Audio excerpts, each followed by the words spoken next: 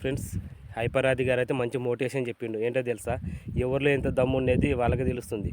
ఒకరిని తక్కువ అంచనా చూడకూడదు అనేది ఈ వీడియోలోని సన్నివేశం. జబర్దస్త్ గురించి నెగిటివ్ మాట్లాడేస్తుంటారు. వాళ్ళకు ఒక మాట చెప్తున్నా, ఇదే జబర్దస్త్ నుంచి బలగం అనే ఒక సినిమా వచ్చింది.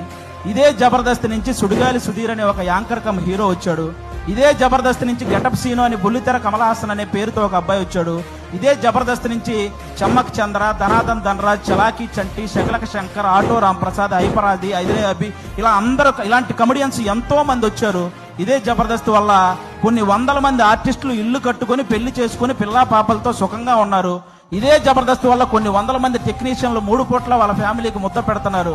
అలాంటి జబర్దస్త్ని కూర్చొని జబర్దస్త్ అంటే ఈ డబుల్ మీనింగ్ అవి ఎక్కువ అంట కదండి, అవునంట కదండి, ఎవడో చూడకుండానే యానిమల్ సినిమా 700 కోట్లు వచ్చినాయి. మరి ఏమో మరి చేసేవేమో గుడి వెనక నాశనం పనులు, చెప్పేవేమో స్వామి వివేకానంద మాటలు. ఎందుకురా బాబు, తెలుగు సినిమా ఇండస్ట్రీని శాసించిన చిరంజీవి గారు లాంటి వాళ్ళే బోరు కొట్టిన